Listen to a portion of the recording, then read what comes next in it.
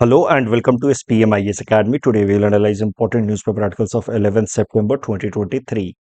Please note you can download the PDF version of today's newspaper analysis by clicking the link given in the comment section. This is the list of the topics that we will be covering from today's newspaper. और जैसा कि आप सब जानते हैं कि Monday को हम लोग पहला टॉपिक जो लेते हैं वो एक कोट लेते हैं फ्रॉम इंडियन एक्सप्रेस।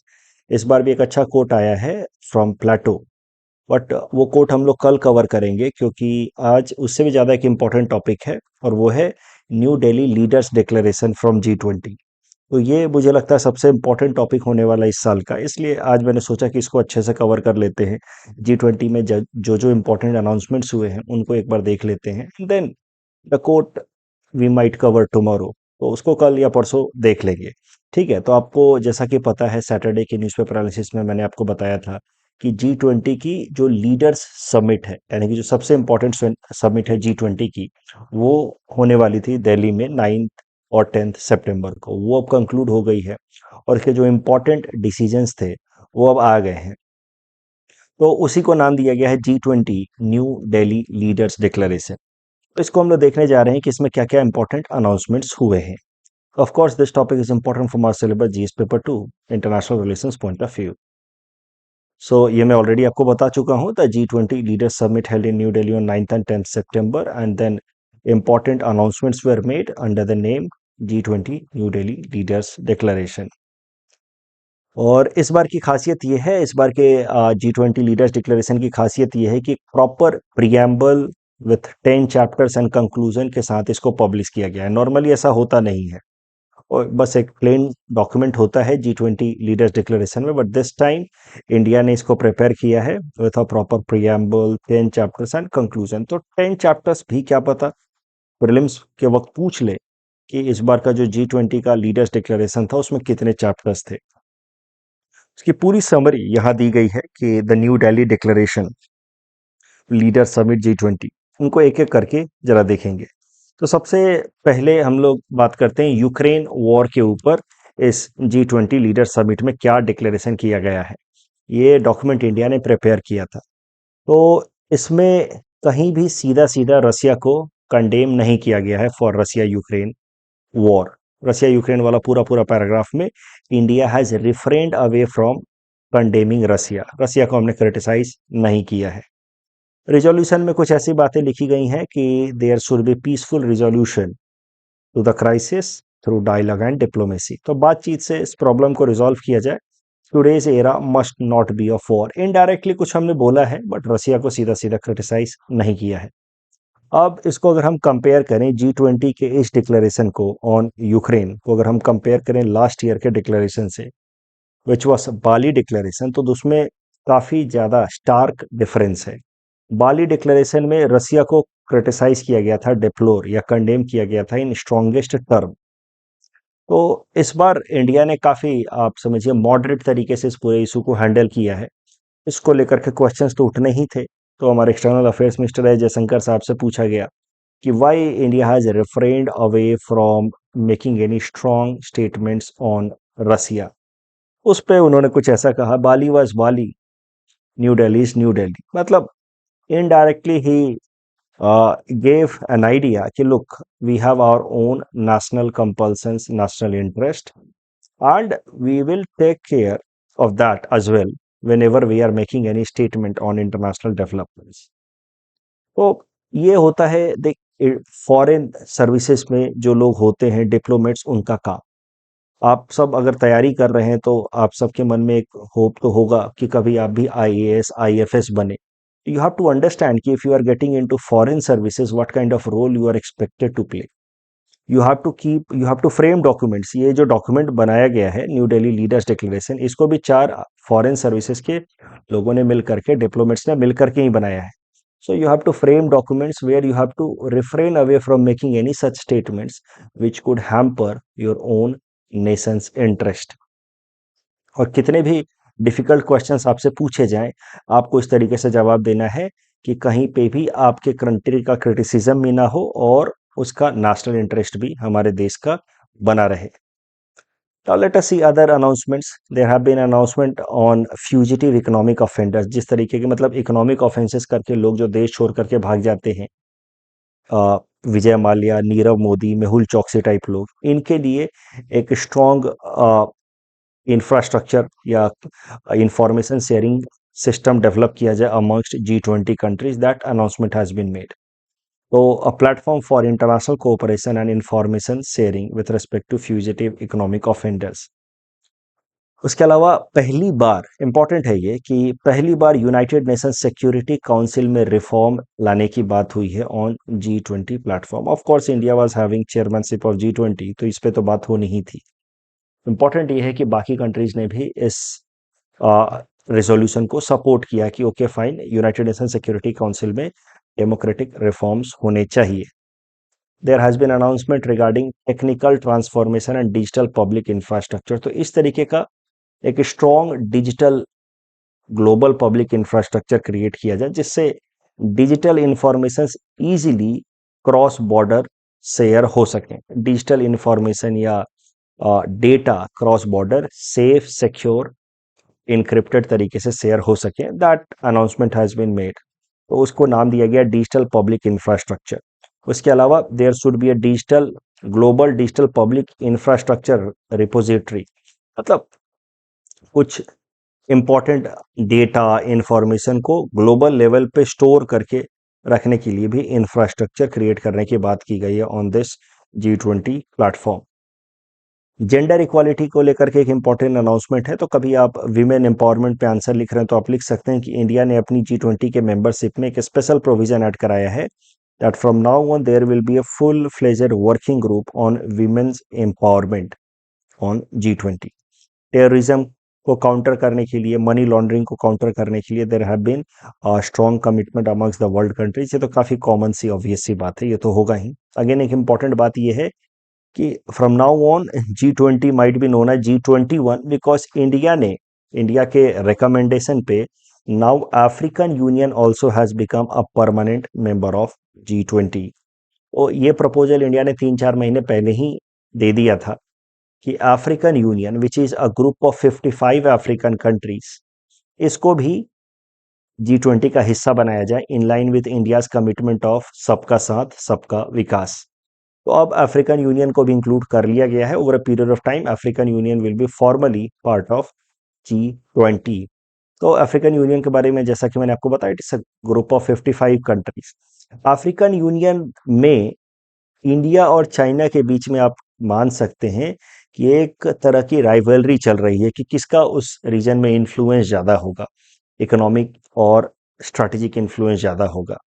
तो India started an outreach to Africa programme in 2008, लेकिन चाइना ने इस तरह का प्रोग्राम ऑलरेडी ईयर 2000 में ही स्टार्ट कर दिया था. China has been continuing with China Africa summit almost every year. Forum on China Africa Cooperation process began in 2000. तो मुद्दा यह है कि चाइना's influence in African region was growing at a very fast pace. Asia Africa growth corridor was being developed by China. और ये जो initiative लिया है इंडिया ने to ensure that now African Union will also get a participation in G20, that will help African Union to come closer to India vis-a-vis China. तो ये सारी बातें आपको याद रखनी है. 6 पॉइंट आपको याद रखने हैं with respect to G20's New Delhi leaders declaration. Ukraine issue में India has refrain from direct criticism of Russia. Action plan against fugitive economic offenders, reforms of United Nations, and this has happened for the first time on G20 platform. Global digital public infrastructure की बात की गई है. Full fledged working group on women empowerment at G20 and inclusion of African Union which is a group of 55 countries on proposal of India. The next article is about India, Middle East, Europe mega economic corridor. Again, very important announcement. This topic is important from our syllabus GS paper to international relations point of view. So, on the sidelines of G20 summit that was held in New Delhi recently, India ने एक important announcement किया. An infrastructure project was announced, जिसका नाम है India, Middle East, Europe mega economic corridor. इस infrastructure project में India को connect किया जाएगा यूरोपियन कंट्रीज से, यूरोपियन इकोनॉमी से via Middle East countries, specially Saudi Arabia, UAE. तो via Middle East countries India will be connected to European economies through series of projects और infrastructure like railway connection, ports.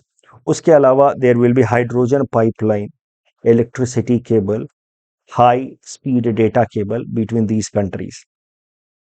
तो ये जो infrastructure project है it will include countries like UAE, Saudi Arabia, Jordan, Israel end of course India तो है ही है. सो माना जा रहा है कि इस प्रोजेक्ट के कारण इंडिया और यूरोप के बीच में जो ट्रेड है वो लगभग 40% तक और स्पीड अप हो जाएगा. So that would be a great thing for India.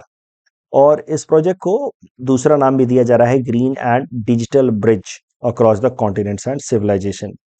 ये जो प्रोजेक्ट है India Middle East Europe mega economic corridor, it is a sub part of a larger project which is of the name PGII, partnership global infrastructure investment. तो ये PGII का आप background समझिए.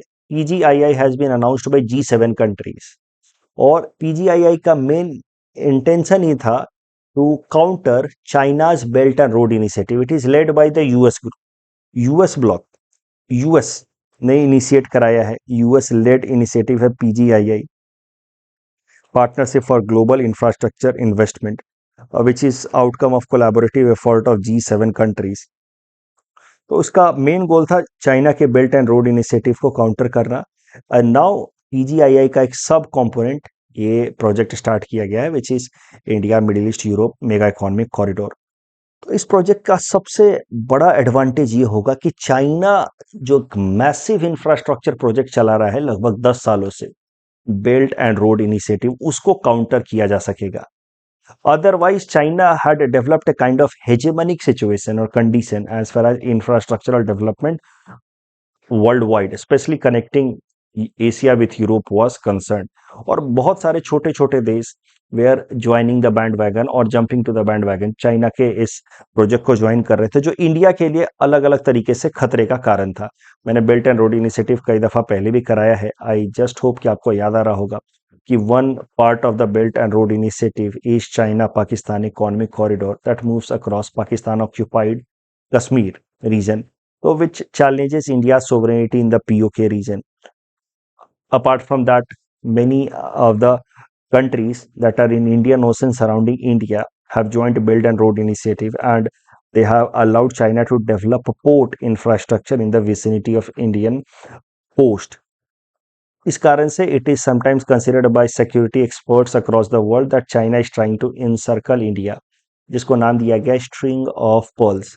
String of pearls is a notional theory which is a way belt and Road Initiative is projected, जिसमें बोला जाता है कि चाइना भारत को घेरने की कोशिश कर रहा था. आप सोचिए बेल्ट एंड रोड इनिशिएटिव का आप कह सकते हैं स्ट्रॉन्ग रिप्लाई है इंडिया की तरफ से this particular project India Middle East Europe mega economic corridor. इसमें जो जो देश पार्टिसिपेट करेंगे वो हैं यूएई, सऊदी अरबिया, पूरा European union, France, Italy, Germany and US will be participating separately. तो चाइना का जो बेल्ट एंड रोड इनिशिएटिव है वो माना जाता था कि it was revival of old silk route. ये वाला जो प्रोजेक्ट है it will considered as revival of old spice route, and this will connect about 1/3 of the global economy. ये सारे देश मिलाकर के दुनिया के 1/3 इकोनॉमी को रिप्रेजेंट करते. So it's going to be an important initiative. और सबसे महत्वपूर्ण बात, इंपॉर्टेंट बात, कि मैंने कुछ दिनों पहले भी न्यूज़पेपर एनालिसिस में डिटेल में बताया था कि how China is growing its footprint in West Asia. I told you कि China signed a $400 billion with Iran. China has brokered a deal between Iran and Saudi Arabia. So it was a matter of concern for India कि China is growing its strong foothold or footprint in West Asia. But now you can consider कि India is also having a strong presence in West Asia because of this project. So ये सब कुछ चीजें हैं जिसके कारण आप मान सकते हैं कि this particular project has economic significance of course, but more than that it has strategic significance. It will help India to counter rising China's influence in the region. So इस प्रोजेक्ट की अगर बात की जाए तो the corridor India Middle East Europe economic corridor has two components, eastern corridor and northern corridor. Eastern corridor will include or connect India, West Asia, and the Northern Corridor will connect India with West Asia and Eastern Europe. एक project जो होगा eastern corridor, वो India और waste Asia के बीच में होगा mainly. वो India की एक्सेसिबिलिटी टू अफगानिस्तान भी इंक्रीज करेगा। जब इंडिया की connectivity with West Asian countries increase होगी तो it will increase India's connectivity to Afghanistan also. A second component, which is known as Northern Corridor, will connect India with West Asia and European countries. इस topic के basis पे mains practice question हमने आपको दिया है। जैसा कि मैंने आपको सबको कहा है, फाउंडेशन स्टूडेंट्स खासकर, रोज एक आंसर लिखना है आपको। आप मेरा हिंट्स पढ़िए क्वेश्चन के बेसिस पे, ये टॉपिक के बेसिस पे क्वेश्चन है, हिंट्स पढ़िए, उसके बाद अपने दिमाग से आंसर लिखिए। हिंट्स को देख देख करके मत लिखिएगा। रोज एक एक आंसर लिखेंगे, इट्स अ प्रॉमिस कि 6-8 महीने में हमारा आंसर राइटिंग काफी स्ट्रांग हो जाएगा। यही सारी बातें जो मैंने इस आर्टिकल में बताई हैं वो यहाँ पे लिख करके दे दिया है मैंने, ताकि आप अपने नोटबुक में लिखें और इसको प्रॉपर तरीके से रिवाइज कर पाएं। The next article is about Global Biofuel Alliance. This topic is important from our syllabus, GS Paper 3, Indian economy point of view. So again, on the sidelines of G20 summit, India's Prime Minister Narendra Modi ji has made another important announcement, which is Global Biofuel Alliance. तो ये जो Global Biofuel Alliance है, it is an India-led initiative to develop an ecosystem worldwide, ताकि दुनिया भर के अलग अलग देश आपस में कोऑपरेट कर पाएं as far as production of biofuel is concerned. Biofuel से रिलेटेड कई आर्टिकल्स हम पहले भी कवर कर चुके हैं। बायोफ्यूल्स होता क्या है? एथेनॉल होता है, जिसको पेट्रोल के साथ ब्लेंड करने किया जाता है, और इससे होता क्या कि petrol becomes relatively cleaner source of energy. First of all cleaner fuel. उसके अलावा थोड़ा बहुत हमारा पेट्रोल का बचत भी होता है, क्योंकि इंडिया हेवली डिपेंड्स और relies on import of crude oil to meet its petroleum requirement. लगभग 80% तक जो हमारा क्रूड ऑयल रिक्वायरमेंट है वो इंपोर्ट के थ्रू मीट होता है। तो अगर हम ज़्यादा बायोफ्यूल को प्रोड्यूस करें और उसको हम मिक्स करें पेट्रोल के साथ, तो हमारा बहुत हद तक पेट्रोल का इंपोर्ट भी कम होगा, जिससे हमारा फॉरेक्स रिजर्व भी बचेगा। प्लस ब्लेंडेड पेट्रोल यानी कि ethanol blended petrol is relatively cleaner source of energy. वो दोनों बातें इंपॉर्टेंट है, और इसी कारण से इंडिया ने एक ग्लोबल इंफ्रास्ट्रक्चर क्रिएट कराया है considering the importance of biofuel, that is ethanol. और इस ग्लोबल इंफ्रास्ट्रक्चर का नाम है ग्लोबल बायोफ्यूल अलायंस। इसमें 9 देशों ने मिलकर के इसको इनिशिएट किया है। These are initiating members, plus there are 2 observer members also. Initiating members है Argentina, Bangladesh, Brazil, India, Italy, US, UAE, South Africa and Mauritius. Canada and Singapore are the observer members.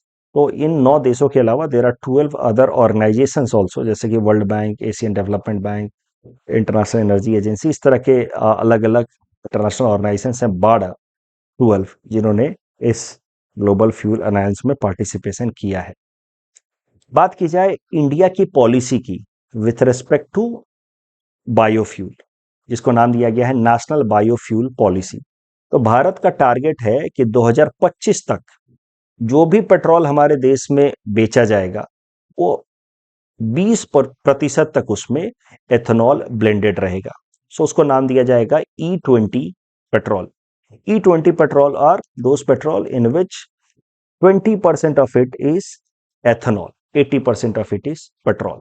तो ये इंडिया का target है, national biofuel policy, 20% of ethanol petrol blending to 20 by 2025। तो इस गोल को अगर achieve करना है तो हमें डोमेस्टिकली और ग्लोबली बायोफ्यूल प्रोडक्शन यानी कि एथेनॉल प्रोडक्शन को इंक्रीज कराना होगा, और इसी टारगेट को ध्यान रखते हुए इंडिया ने ग्लोबल बायोफ्यूल अलायंस क्रिएट किया है। अगर बायोफ्यूल प्रोडक्शन की बात की जाए तो US is by margin the world's largest producer.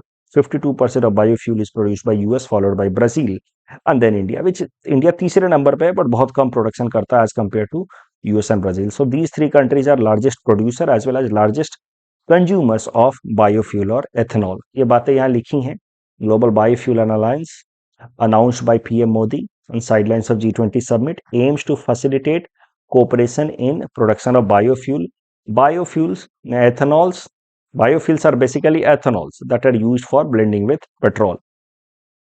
जो ग्लोबल बायोफ्यूल अलायंस के 9 मेंबर्स हैं 12 इंटरनेशनल ऑर्गेनाइजेशंस इसके मेंबर्स हैं। लार्जेस्ट एथनॉल प्रोड्यूसर में सबसे आगे यूएस है, और नेशनल बायोफ्यूल पॉलिसी में मैंने बताया 20% तक ब्लेंडिंग करनी है बाय 2025। इस टॉपिक के बेसिस पे ये प्रीलिम्स प्रैक्टिस क्वेश्चन हमने आपको दे रखा है। Please attend this question and you can submit the answer in the comment section. The next article is about serial scroll painting. This topic is important for our syllabus GS paper 1 art and culture point of view.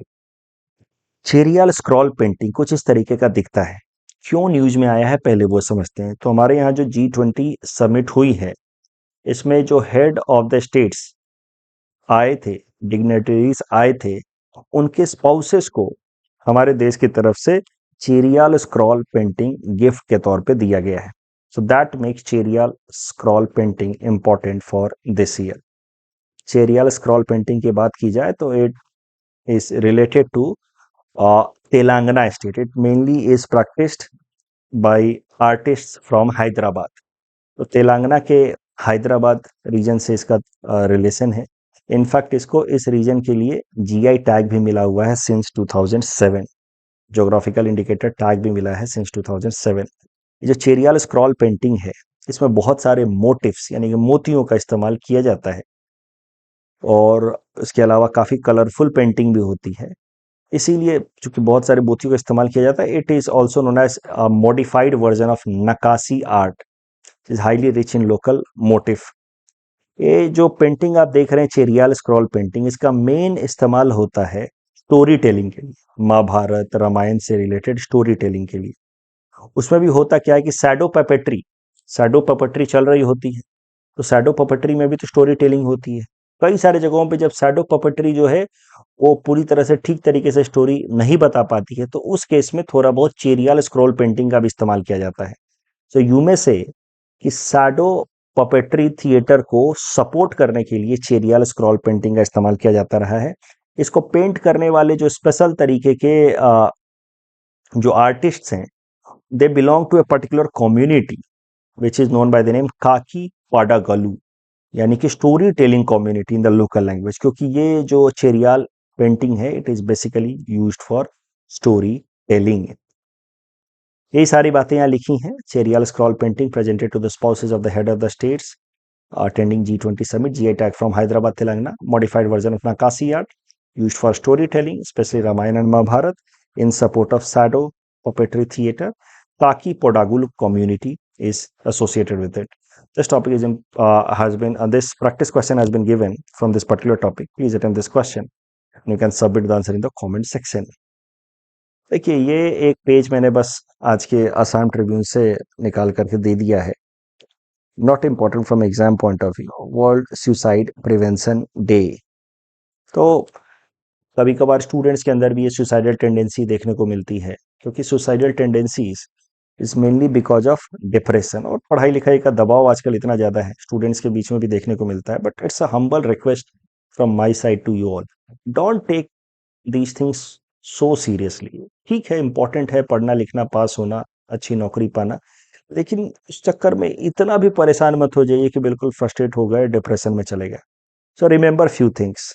Talking और inquiring about suicidal thoughts does not increase the risk of suicide, on the contrary it will help the person. तो अगर आसपास में आपके कोई भी इंसान बहुत ज़्यादा मायूस लग रहा है, परेशान लग रहा है, उसके अंदर सैडनेस, एक्सेसिव फियर या वरी दिख रहा है, frequent mood swing, sleep disorder, तो उससे बातचीत कीजिए। हो सकता है कि वो डिप्रेशन से जूझ रहा हो। ये टोल फ्री नंबर पे कांटेक्ट कीजिए, उसकी मदद करने की कोशिश कीजिए। Remember, it is not under any influence of evil force, it is just a mental disorder, neurological imbalance which can be taken care of. So please take care of yourself and people around you. A mental disorder is very difficult to overcome because जो इंसान struggle कर रहा है उसको खुद भी नहीं पता चलता है। जो लास्ट डे हमने प्रैक्टिस क्वेश्चन दिया था, उसका पहला जो क्वेश्चन है उसका जवाब ये होगा, option A. National payment corporation of India को फाइनेंशियल इंक्लूजन के लिए लाया गया था और इसने लॉन्च किया है RuPay. Both statements are correct. So that's all from our side for today. Thanks for watching.